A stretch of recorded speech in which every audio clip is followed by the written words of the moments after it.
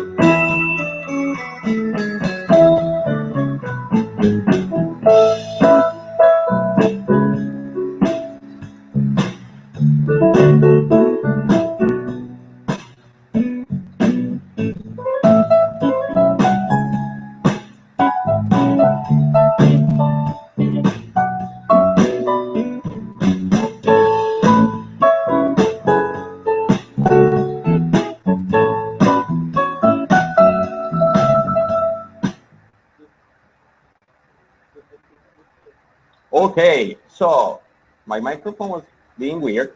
I think we fixed that, but please let us know in the chat, all right? Thank you.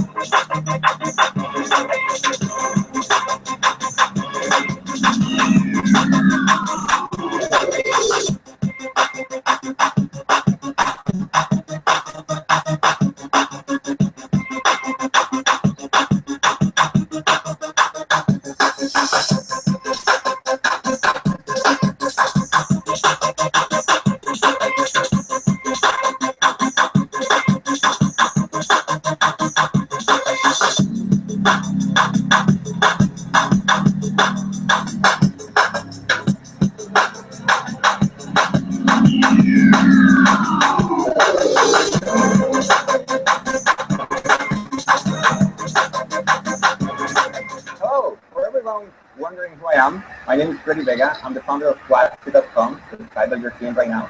We've been doing online education for the past 2 years, mainly in Spanish. This is the first time we're doing an English training. I'm here with Sam Altman, the president of YCombinator. He's going to be doing a class on his post called Startup Advice briefly. Hello, Sam, and welcome. Thanks for having me. Hi, Phil, please. All right. Really excited to be here. I wrote a post yesterday that I'm going to use to organize the class today, and it's very hard to cover an hour everything about startups. So I will try, but this will at least be sort of an intro. So the first thing I want to talk about is how to get started and how to come up with an idea. And counterintuitively, the right way to do this is not to have a company.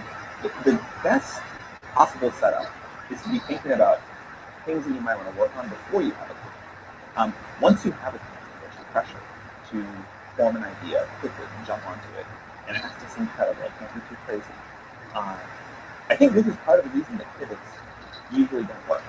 You already have the entire infrastructure to this. You A, have to choose an idea quickly, and B, you have to choose something that isn't too outlandish.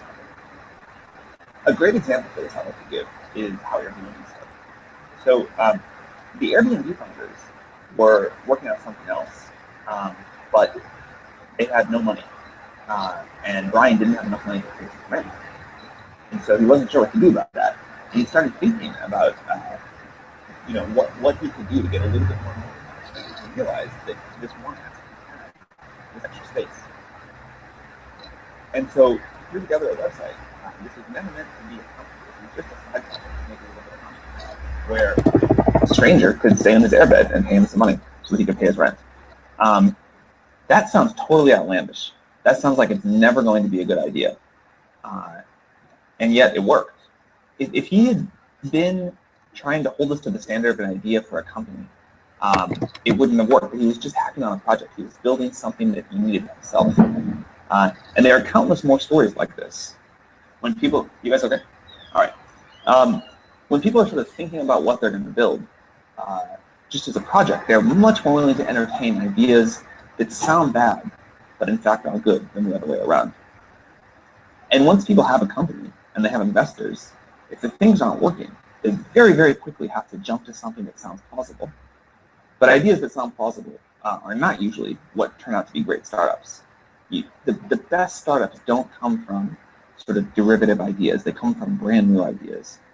And the best way to come up with these brand new ideas is to be working on a project, not a company. If things do work out, you're going to be working on this startup for a long time. If the project evolves into a company which goes on to be successful, you're going to do it for a very, very long time. So it's worth some time up front to really think about what you're going to do. Another piece of advice that we found is really important is to have a technical founder on the team. Almost every company, not every, but almost every company we've been involved with that had no technical founders on the team, developers if it's a software company, hardware engineers if it's a hardware company, they usually fail. It's much more expensive if you have to hire people to build it. The cycle time is much slower because you can't just sit in a room and talk about it. You have to explain it to somebody else.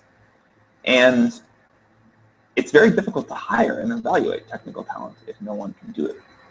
So you don't have to have all co-founders be technical, but at least one person on the team should be able to build whatever the company's going to build. The next thing that I think founders get wrong a lot is thinking about the market. It's true that someday a startup needs a big market, but what really matters is you need a market that's going to be big in 10 years.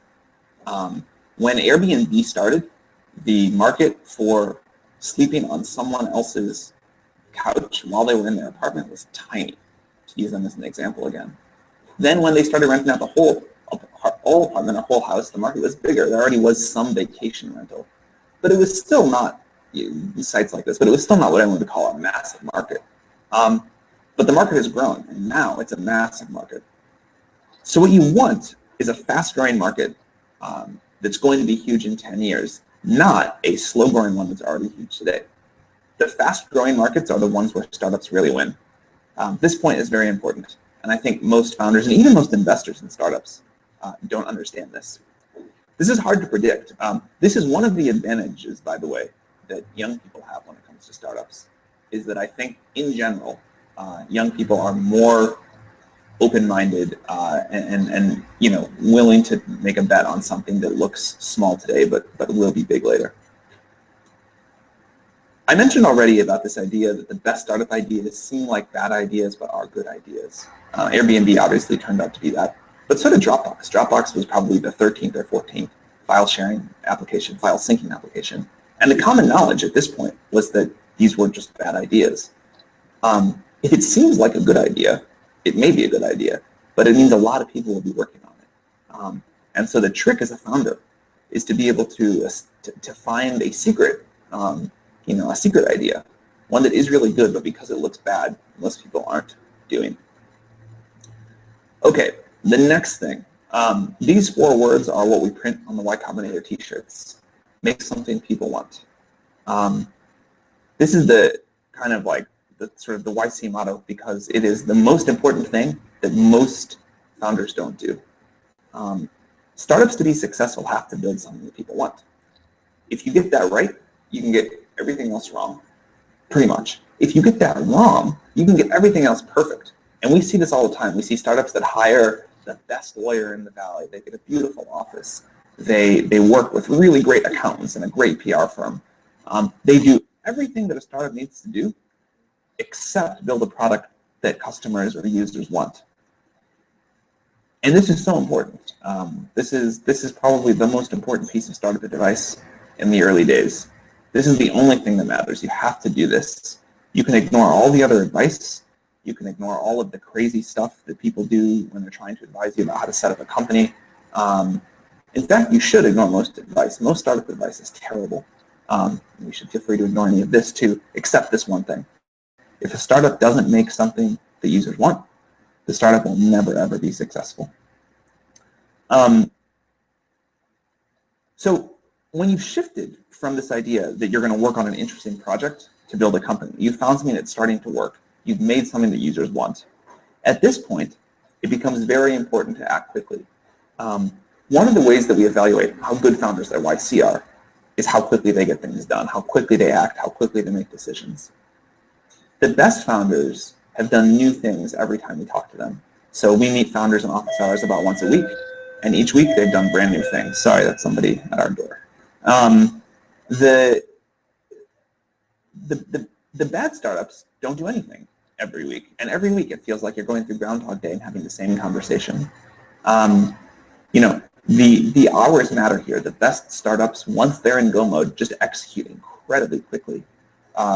And I think it's important to practice doing this. You know, this is something that founders can get better at. You can learn to be more decisive, and I think that really works.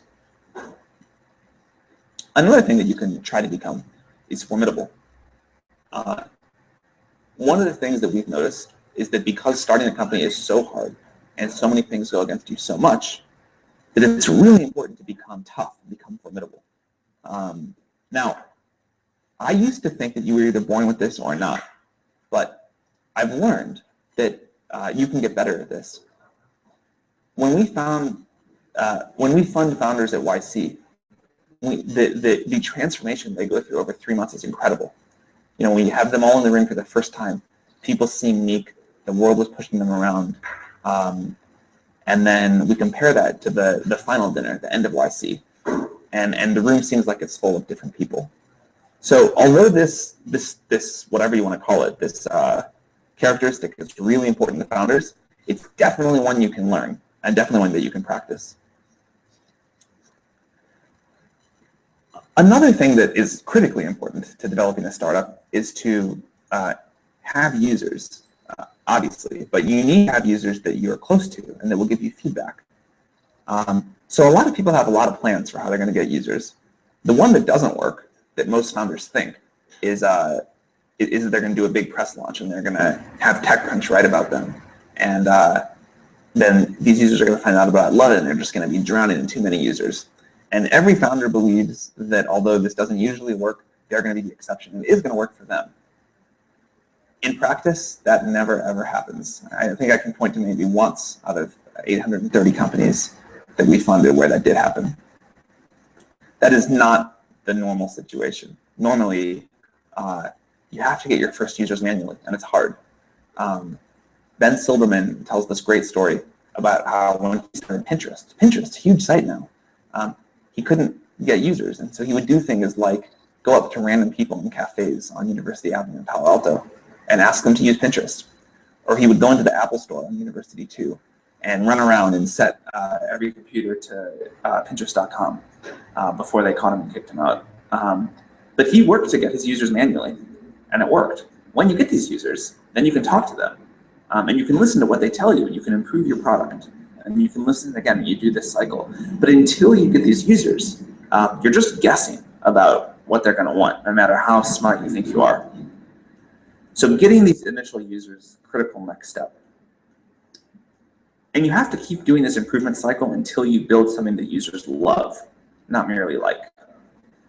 One of the best observations that Paul Buchheit, one of my partners at YCombinator, who I think is going to teach a class later, has, is that it's better to build something that a small number of users love than a lot of users like. Of course, you'd love to build something that a lot of users love, but that's too hard to start with. So it's better to start with something a small number of users love and then expand it to something that a lot of users love later. You don't want to deceive yourself about whether or not users actually love what you're building. You know, founders are optimistic. Whenever you ask a founder how their company is going, the answer is always great, we're crushing it, it's awesome. It's almost never true, but that's always what founders say. But you really want to be honest with yourself about whether or not you have built a product that users love. That is the only way to make a company be really huge eventually.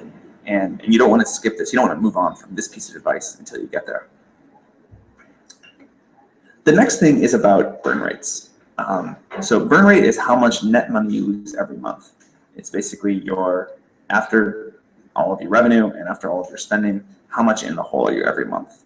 And high burn rates sometimes work, but usually kill startups.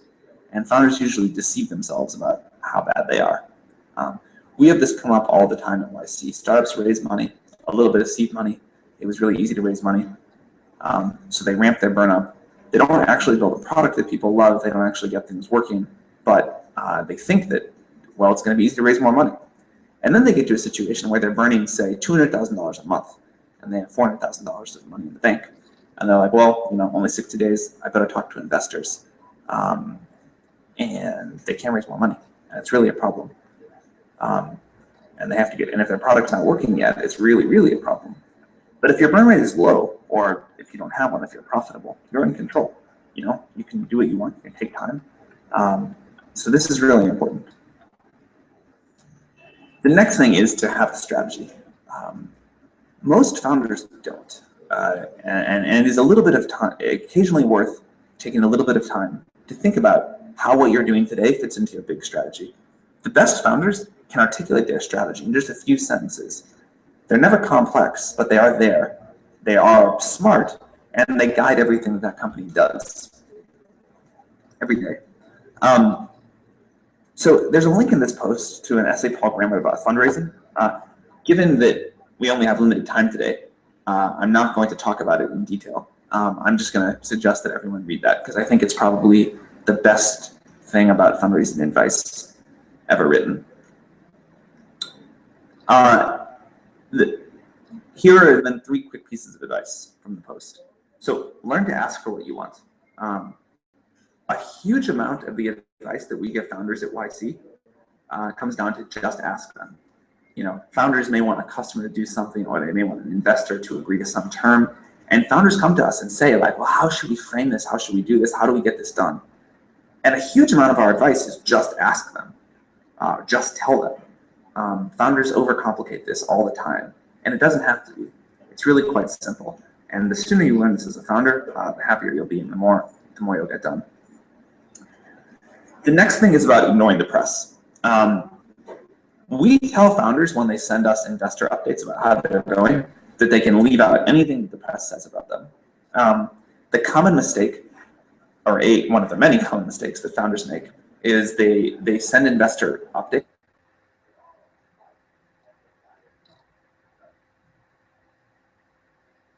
with a bunch of articles about how great they are in the press, and no metric about how fast they're growing, how much money they're making.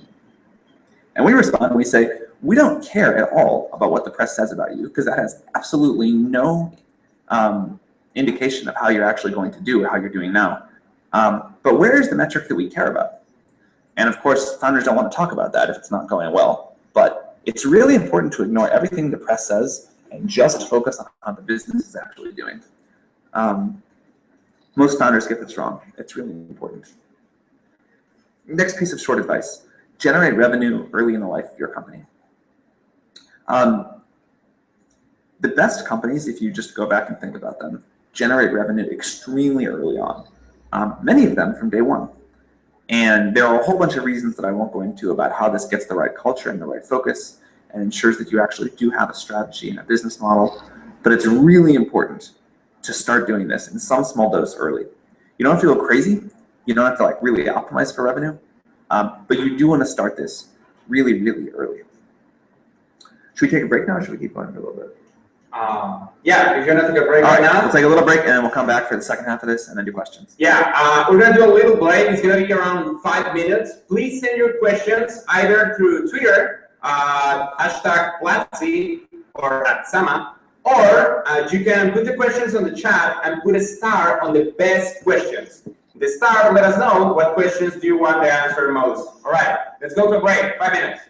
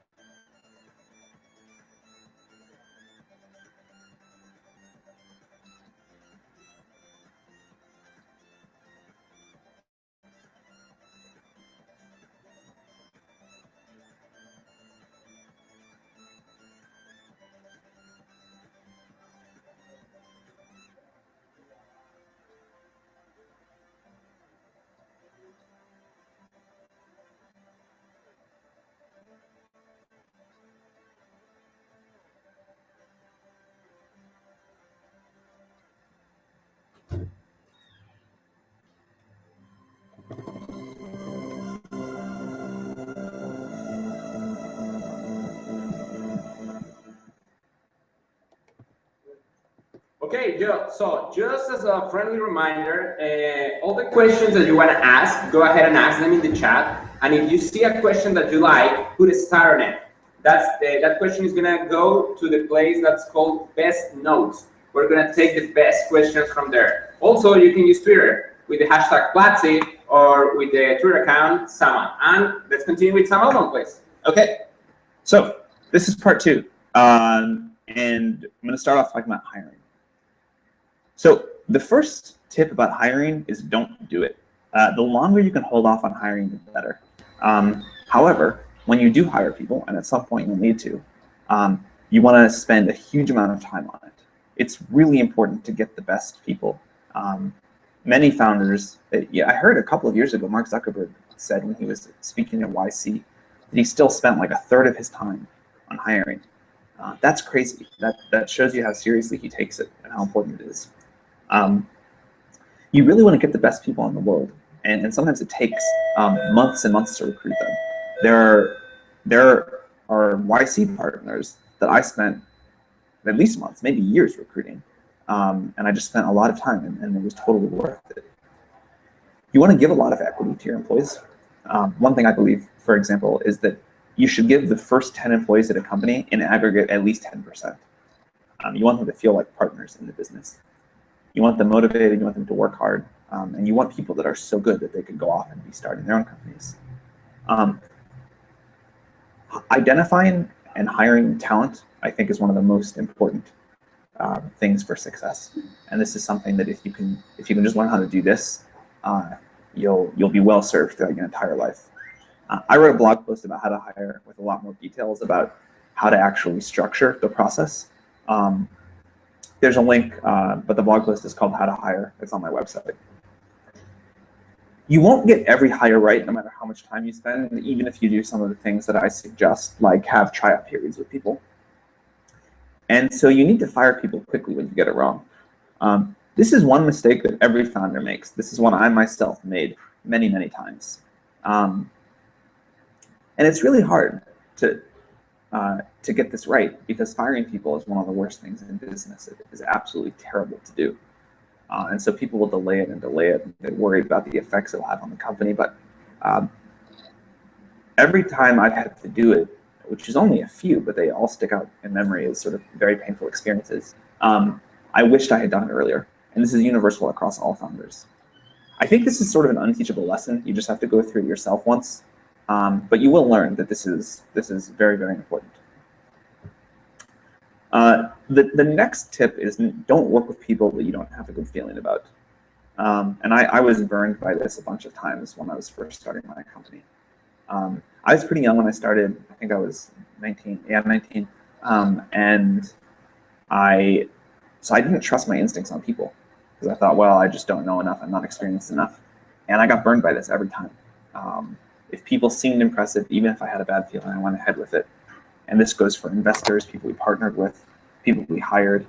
And it took me a while to learn that no matter how good someone seemed on paper, that if I didn't have a good feeling about them, I should have just run the other direction. So after you've done all of these things and everything is working and you built this company, now you have to really scale up the company. And you have to figure out a way to get users at scale. This is where learning things like sales and marketing comes in. And this is tough. For many founders aren't excited about this. Some are, and that's great. Those people have a big edge. But you need to figure out some way to do this. There are probably only 5 or 6 different ways to acquire users at massive scale. The best one is word of mouth. If you did the earlier advice and you built something that users truly love, you will grow without having to work very hard at it, because every new user you get will go get you more new users. That doesn't always work, or at least it doesn't always work enough. And so you often do things like sales and marketing, distribution partnerships, any number of things. There are a lot of blog posts about this. I'll try and put up a link at the next break. But this is a really important thing to figure out. And I think it's one of the things that YC does not teach as well as we could. We'll try and do a better job of that. But there are other resources on how you grow and really scale. How you get from $10 million in revenue to $1 billion in revenue. The first question we ask startups when we haven't seen them in a while, related to this, is what's your growth rate? The bad startups do things like say, well, we're not sure, or we don't, we're not focused on growth right now. But the best startups know what their growth rate is all of the time. And that's important. And the CEO is focused on growth. Whatever the CEO decides to care about, whatever the CEO measures, that's what the company will do. And growth is the life of a startup. One thing that I tell startups a lot is that growth solves all problems. So as a startup grows, if it loses momentum, then people get angry, they fight with each other, they leave to go to other jobs, there's political infighting, people are trying to sort of get more and more power in the company. But if growth is always going on, then these problems magically get solved because everybody is taking on more and more responsibility and growing their jobs all the time. Actually, another great thing that Zuckerberg said when he spoke at YC that's always stuck with me is what you do when growth stalls or growth stops. Most founders, when the company is not growing, try to stand up and give an inspirational speech to the troops about why what the company is working on is important and the big vision and why it's all going to be great. Employees don't want to hear that when the company is not working. You need to save the speeches and the motivation for when things are working. Then you can talk about vision. When things aren't working, the only way you get out of that trap is to start focusing on small tactical wins. So save the speeches and just get the company to grow from this week to next week and then next week to the week after. And if you do that, all of the angst and the doubt and the turmoil will go away. And then you can give the motivational speeches later. So if you're not growing, the answer to your problems is to start growing again, not to sort of try and tell these motivational speeches. Just focus on the tactics.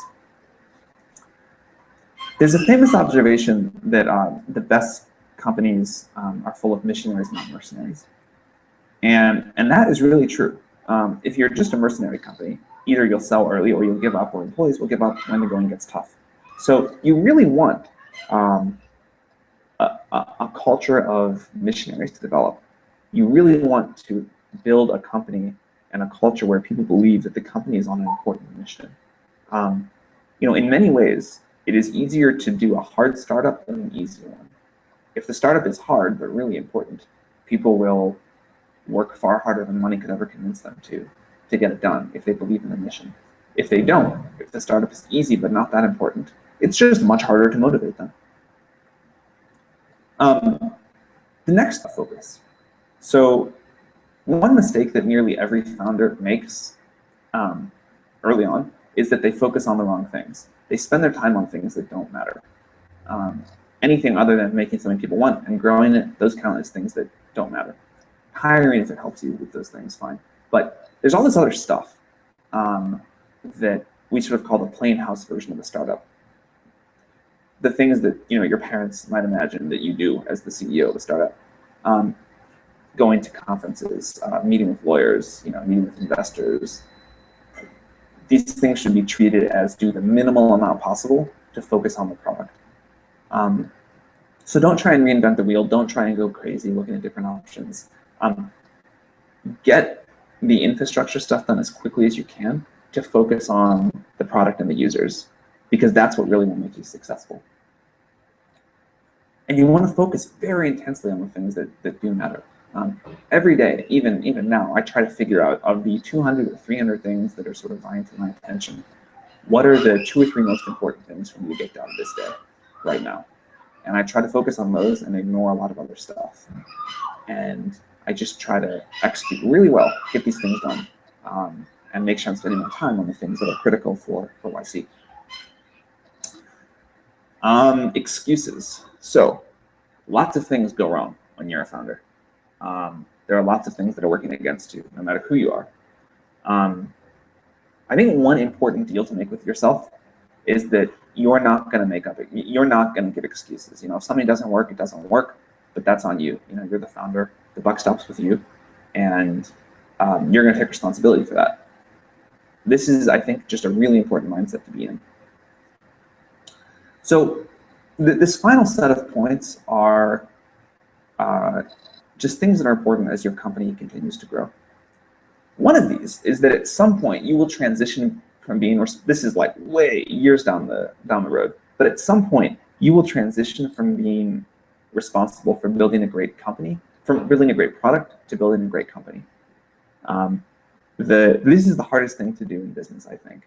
It is much easier, although still difficult, to build one great product than to build a organization that churns out great products for decades. And I think this eventually becomes your job. And this is a new and very difficult thing to learn to do. You don't need to think about this much in the early days. A culture will get set. And so you want to have a good culture that like rewards innovation and people get things done and work hard and are nice to each other and all of that. But building out this organization, you don't have to think about this for a long time. When you switch to it though, it's really important to do it. It's a new skill set to learn. The first thing along the way to this is learning to manage people. This is something that I certainly made a mistake as a founder when I started, and a lot of other people have as well.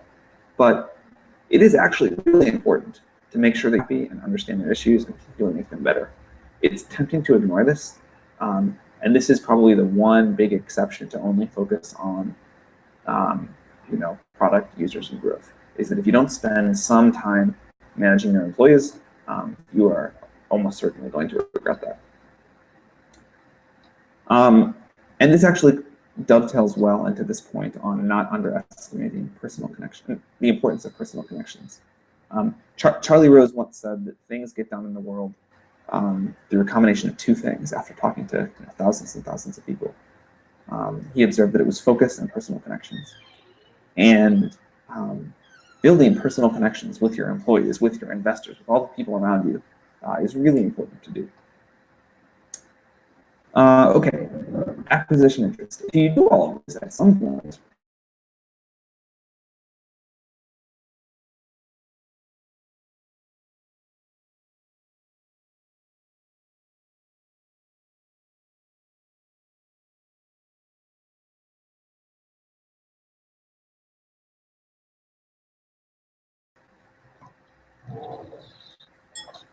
hard enough for 5 years, sort of imagining yourself owning an island in the Caribbean and how great that would be. And you're like, well, let's just hear the number. Let's just check the market. So you decide to have a conversation with them, meet with the little Google Corp Dev guy, and he's like, oh. And finally, he gives you a number, or she gives you a number, and it's 1/10 of what you originally thought it was going to be. But at this point, you've let yourself think about being done. You're already mentally on that island. And so either you take the deal or it kills the company in the process. And I have seen this end so many companies prematurely that I am now confident about saying, don't check the market, don't have any conversations, don't even be open to talking about this until you're ready to sell. And always assume the offer is going to be about 1/10 of whatever the first thing floated out to you is. Startups take a long time and they're really hard. If you start a startup and it works, you're signing up for 10 years of really hard work. Everyone wants a shortcut.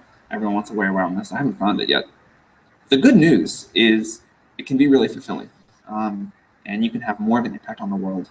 I think that starting a company is probably the way for most people most of the time to have the largest impact on the world. If you can join a startup, that works just as well. You don't actually have to start it, you just have to be at a startup that builds something like really important that hundreds of millions of people use.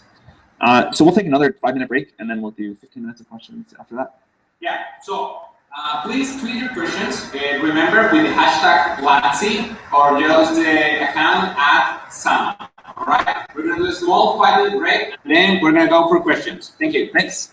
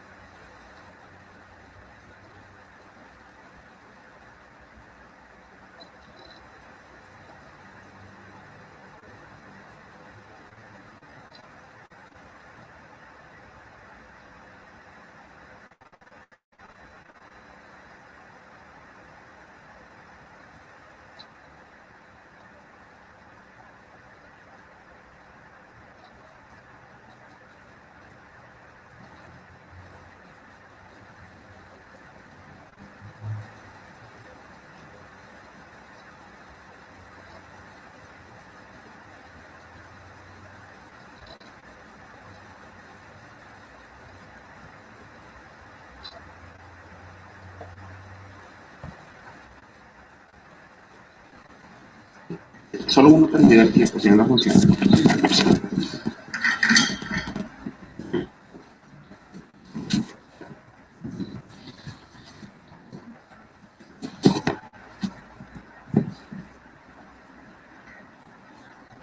Igual yo no voy a salir.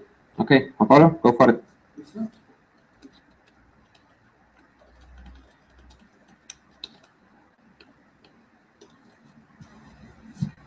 All right. Huh, my mic was on. That was nice. All right, so hello, we're back, and we are back with questions. Let's go to the first question. The first question comes from Colin King. He's asking that, given that now YCombinator is funding nonprofits, what's the right business model for nonprofit startups? I don't think there's one right business model for nonprofit startups, just like there's not one right business model for for-profit startups.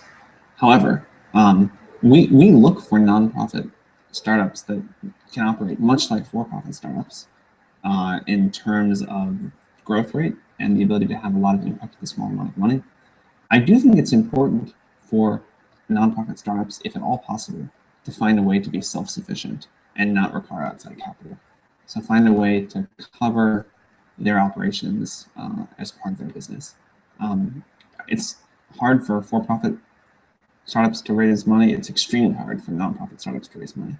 And to get out of this trap of continually having to raise money, same advice as as a for-profit startup, make money you spend. All right, the next question comes from Alex Dragin. He's asking, is it possible to build a startup only hiring freelancers? Is there any successful example of a startup succeeding just with freelancers? I'm sure there must be some successful example. I don't know it off the top of my head. It is really hard to do them, and I don't recommend it. In the early phase of a startup, when you're trying to make this product that users love, if you have to go back and forth with freelancers and sort of write project specs and get them to build it, the cycle time is just too long. It's much better if a founder can just have a conversation with the user and immediately make a change, or at least a full-time employee of the company. So there's got to be some example of where this has happened, and I think it's really hard. That's not something I would recommend. Right. This is a very popular question in the chat. Following Mike Flores and several other people are asking, what will be your advice for people outside the Valley, especially for people that they don't live in North America and they're not North American citizens, but they want to start successful startups? What should they do? One of the great things about the internet is that you can start a startup anywhere in the world. You can, and this is like a very powerful thing. So you can get started anywhere that you want. Again, all you have to do is this one thing: make something that people love. So you can do that sitting anywhere you want. I think from 2 batches ago, 40% of the founders that we funded were born outside the US. It's gone up since then. We represent, I think, like 35, 36 different countries now in this current batch. You can really do this anywhere in the world, and don't give yourself geography as an excuse. Just start building a cool project. Okay, the next question comes from Kirsten Stewart. What qualities are the most important in early hires? That's a great question. For early hires, the qualities are actually very similar to a founder. You want generalists, very determined people, very smart, people that believe in the mission and the importance of what you're doing. People that are going to work well with the team. One thing that I tell people all the time is that diversity of background is good, diversity of vision is bad. And what this means is that you don't want to hire someone that thinks the company should be doing something other than what you're going to have the company do. That's bad. So you want people that are aligned behind the same vision. All right, the question about companies outside the US got a lot of attention. Jojo Jufra is asking, what's the best region to start a startup today? And what will be the second best?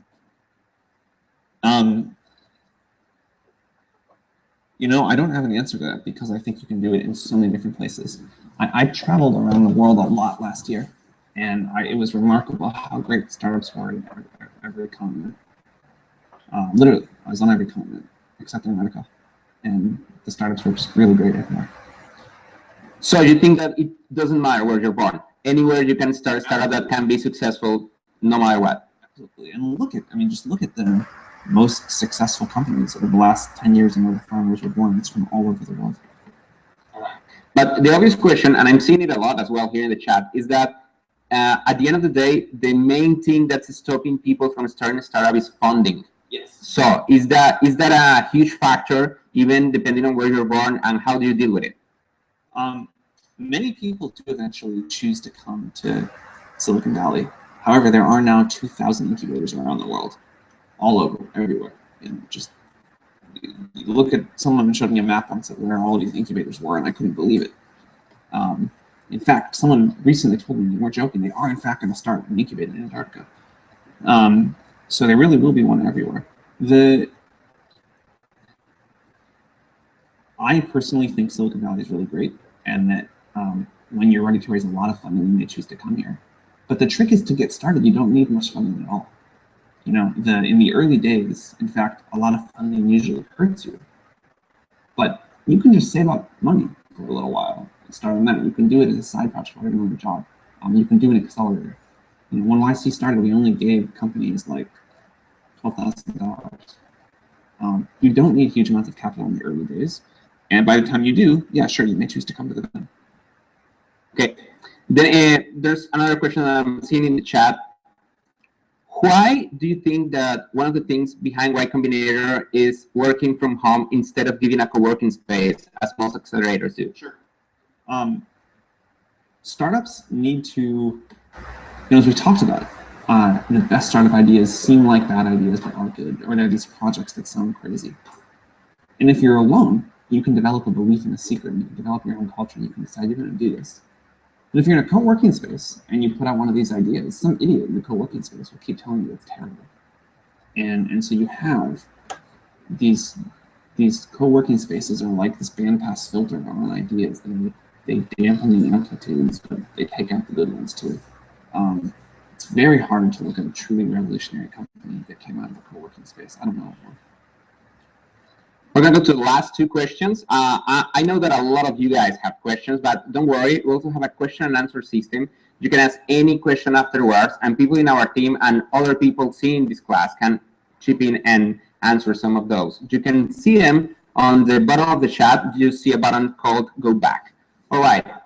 From Andu is asking, how relevant is the founder's background for the company? Does the founder need to have any kind of previous business exposure? No. I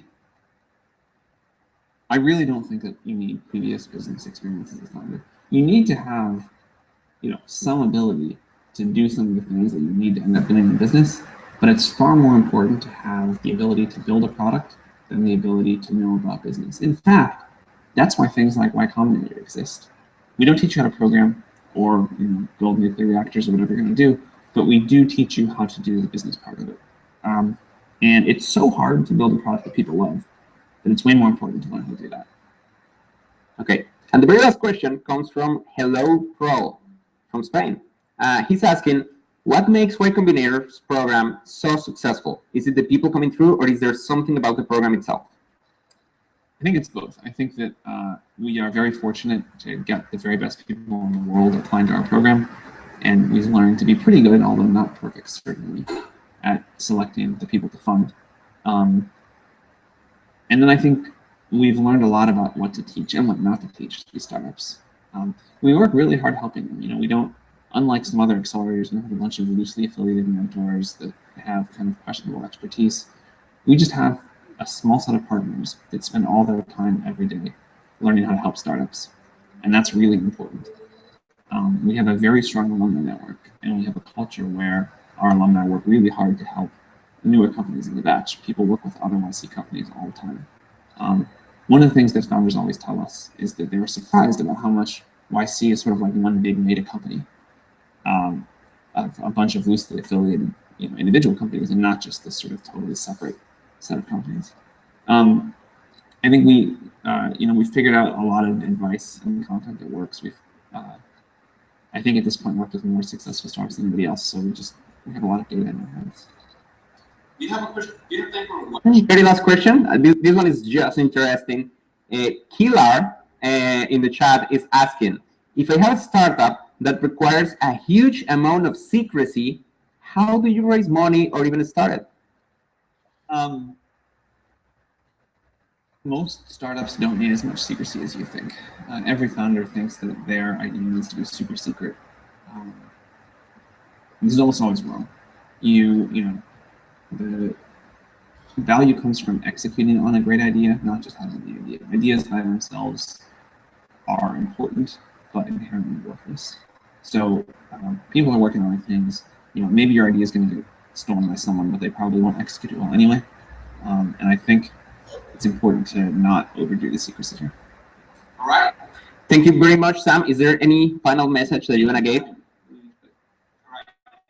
I want to remember to give a reminder to everybody. There's a Female Founders Conference going on right now. They're going to go live in 10 minutes from somewhere else, also from YCombinator. So if you want to continue this, please go there. I think it's in femalesfounders.org.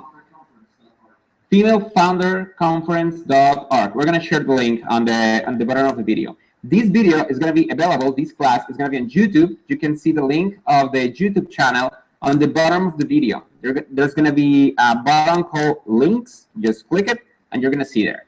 And you're going to see it. Also, you can apply to YCombinator if you want. I think summer applications are open, right? Yeah. All right. And where are they? There's a link from YCombinator.com. All right. Thanks. Thank you very much for coming and see you next time. Thanks.